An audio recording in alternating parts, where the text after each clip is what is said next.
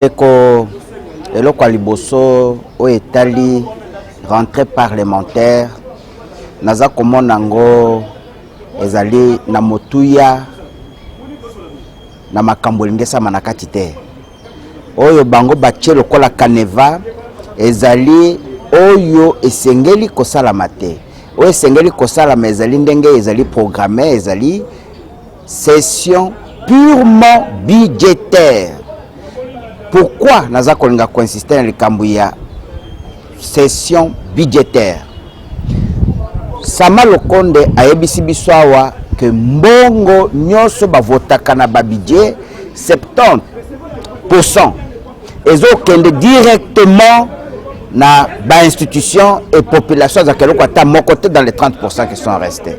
Donc ngai personnellement nazali ko condamner ba pratique oyo démagogie ou le kuta na nzela ko kamba mboka eza ko sala na bandeko na biso.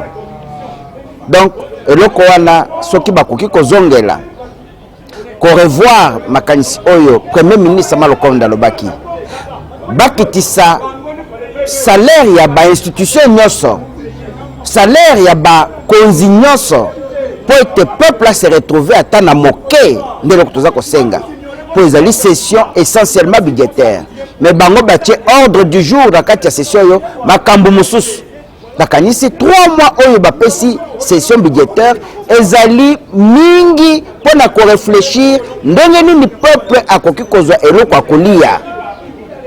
Nde eloko liboso ni ko senga peuple na biso ayeba ke ekambemi ya mboka na kati ya ba institution oyo ezali kaka na ba intérêt personnel ya moyibi na ya ba bango moko bazala ba intérêt ya bango moko.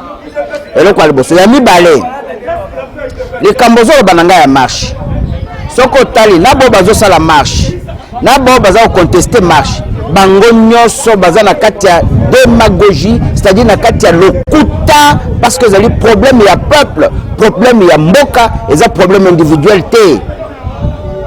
Ndeko soki atelemi alobi to sala marche po amonaki ke mabe yali mboka ezokamba malamu te.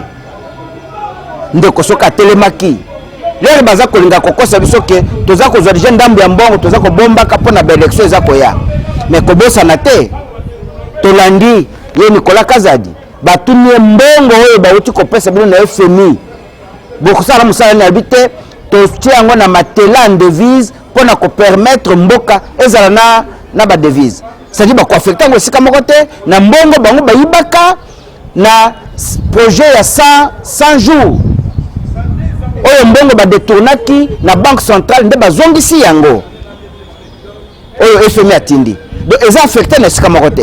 Alors il y a élection ko tawapi quelque part ceux qui motoza na mwa mayele akomona ke balingi bakosa biso po bato baza bato ya lokuta et élection kozala te. Mais démarche eza légitime eloko toza koboya na sima nango eza nini eza lere baza koya kobimisa makambo ya contestation ya élection présidentielle. Non, Motozali, président élu, Ezali Martin Fayoulou, Chilombo Zali, président illégitime, mais on est commis conflit. Comment tu crois plus bien la marche, l'air bino bokomi kokota, on a un conflit. Il y a quand même des gens qui ont senga la batunya, so baeba que, ceux qui te kokamba mboka, na kotia kobanga na Yahweh, na makambo na biso nyoso, nzela na biso kozala petwa. Mais totika lokuta ezala ba opposant païen ezala pouvoir païen boyeba que sans Yahweh et Yahweh c'est la vérité, le paganisme c'est le satanisme et le mensonge que vous utilisez en politique c'est pire que l'assassinat, c'est pire qu'être un criminel parce que zoko bossa na kelero zako luka mensonge okomi mwana na Satan et biloko ozo ko sala ozali ko détruire ndende konayo ko détruire population na yo moko na kansi de sika to telemelaki marche na bango ezali prévu na constitution to boy yango te mais to boy ko appuyer seulement marche yo pona ba question wana. Nous avons de très sérieux problèmes na mboka na biso auto sengeli koluka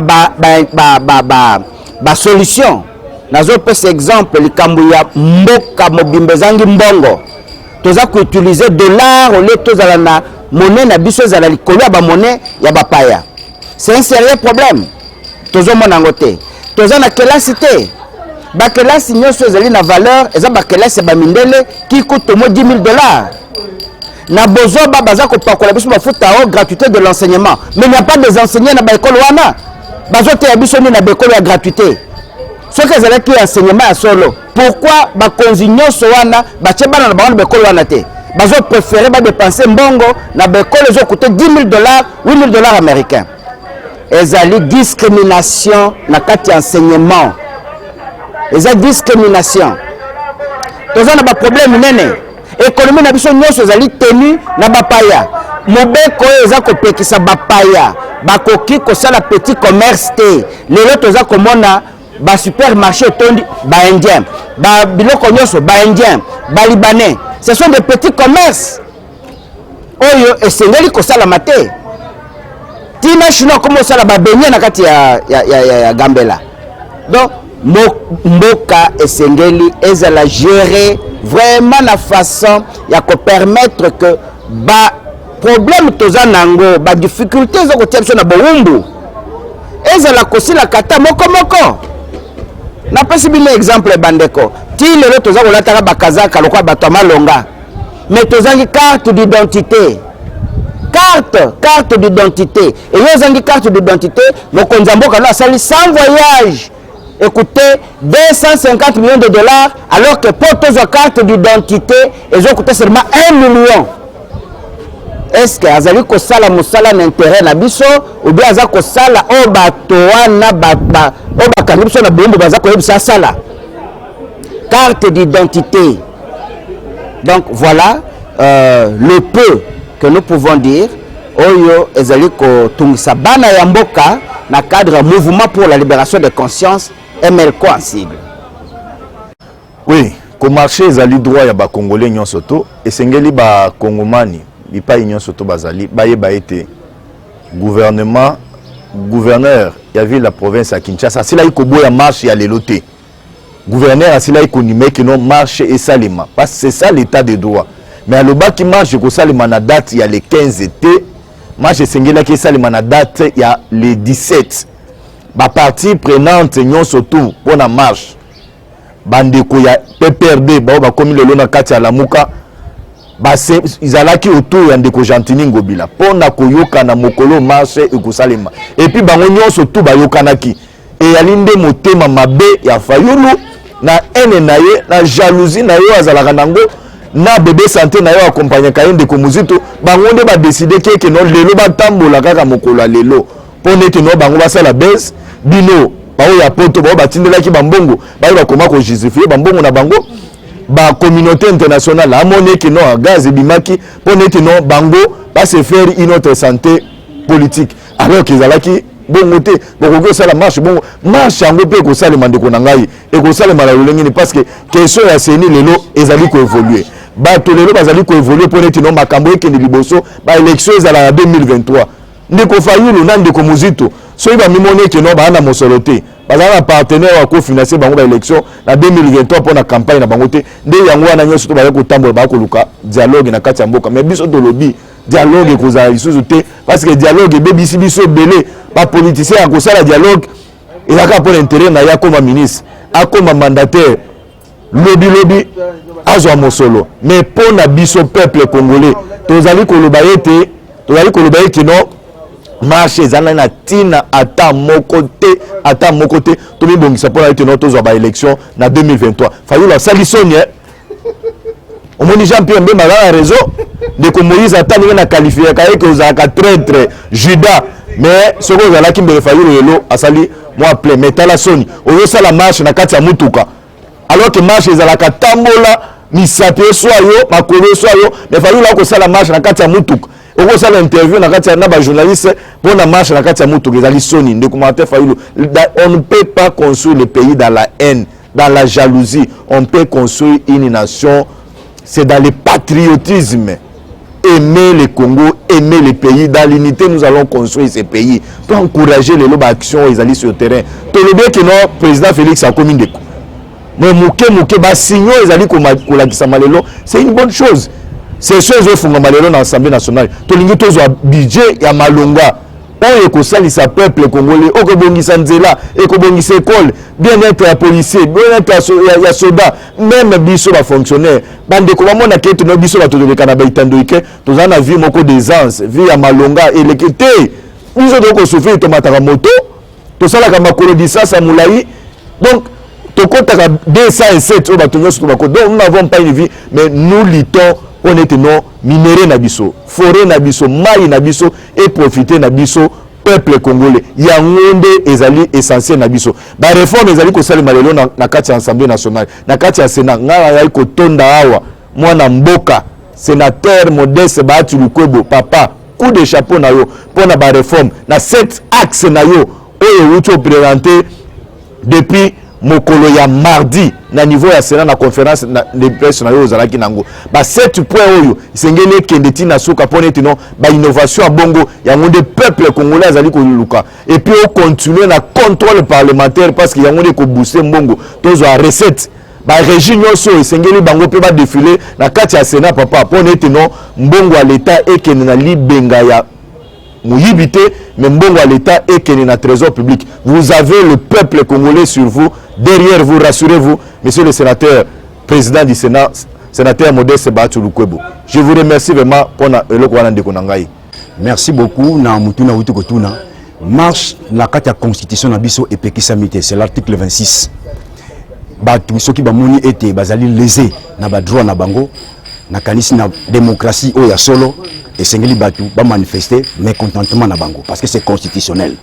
Mais pour na biso tolobi été démarche oyo nde Congo bila salaki ya ko interdire marche ya baninga na biso bazo marcher lelo pour na ba raison ya Covid et puis sur instruction ou sur ordre ya autorité suprême yangonde a interdit qui marche entre le était na raison oyo a pesaki et balanité et puis a publié refus à marche après ko bengisa bango boya toyokana na proposer bino to na yebisi bino que no la marche vendredi. C'est là où nous avons dit qu'il y a eu une incohérence. Mais tout le but était, bah, oyo, mutu oyo azana kati ya opposition, yo pouvoir en place au c'était que non, lelo, kolobela ngate, lobela ngalobi, ezala kate. Donc nulle part, papa oyo, aboti mwana na ye, aibisa mwana que non, salaboye, na ba droit oyo mwana fallait à revendiquer, ezala kate. Yango tout le but était, bah, oyo basali marche, basali libre, yako sala marche na bango. Biso les républicains, nous les encourageons. Parce qu'ils ont la constitution. C'est là où nous disons, ils sont libres de faire Oyo Bango Balingi. Mais na kanisi, le vrai problème Oyo, Mboka Nabiso, ils ont un lelo, Mboka ils allaient bloquer. Bloquer par rapport à quoi? Par rapport à Yamapunami Oyo et Zoya.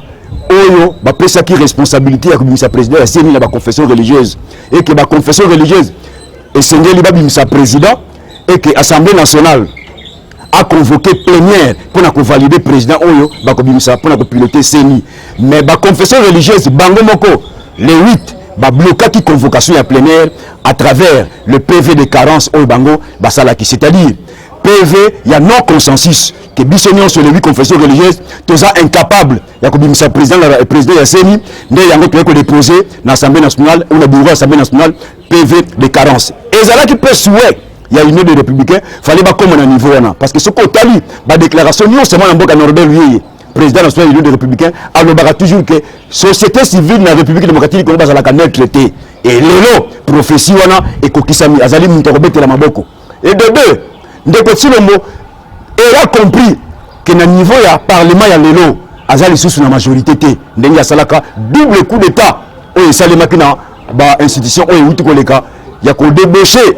Bah député ou bazala qui voté na structure mususu a commis bango ba membre de l'union sacrée et l'élo majorité wana est basculé biso na kalisi na date le 24 janvier 2021 que pesa bango ba kombo ba migrants et que ba député wana ba zomi na case de départ. C'est là où de côté le place azali a et que pour le moment a délégué ba lieutenant na ye pour na ko instruire ba tunaye l'union sacrée c'est-à-dire Kulutu Bahati Lukwebo et puis Mboso ba délégué à mandaté, c'est-à-dire François Beya, na Vidal Chimanga, Boye Bissabango, que j'opte pour le dialogue. c'est là où nous disons été mboka oyo ezali divisé na kanisa limo pasi pour bakende na développement. C'est là où l'Union des républicains à l'Obaka ETP a continué comme marteler. La meilleure façon de résoudre les différends oyo batu bazanango, c'est à travers le dialogue. Oyo babeni na lingala masolo et sengeli ba congolais bazala bomoko à travers les acteurs politiques pour na kosilisa bitumba oyo tozana yango crise oyo tozana yango na kati ya mboka. Et puis situation ya est mingi ba perdre net de vie bazo ça sous allusion yango te. Baeba été les gens continuent à mourir à l'est du pays. Biso tolobaki était décision oyo bazwaki ya ko décréter état de siège. To kondamaki yango attaque aux actes constitutionnels mais tolobaki était il fallait tenir compte des paramètres mususu. Le paramètre communautaire international et surtout la région mingi batenaki compte nango te. Au départ, on nous a fait voir que tango balancer to ba décréter état de siège mingi bakanse que ça là un mois et sili. Il est toujours que na 8e prolongation, rien ne va. C'est là où nous disons Ndeko Silombo à recadrer Batir Naye. Nous l'attendions parce qu'il a promis qu'il fera un message pardon, à la nation et nous l'attendions à pied ferme dans le message Oyo Yakosala. Pour la mission des républicains de était sur le plan national, ils ont cohésion des acteurs politiques et au nom de ton principe, il y a réconciliation nationale. Toyeba était qu'à l'est du pays, les Rwandais, les Ougandais, c'est au nom de la réconciliation nationale à travers les dialogues politiques issus de l'accord cadre de l'Addis Abeba et la résolution 2098, il y a un kosala été bitumbato crise politique et sécuritaire et koka kosila.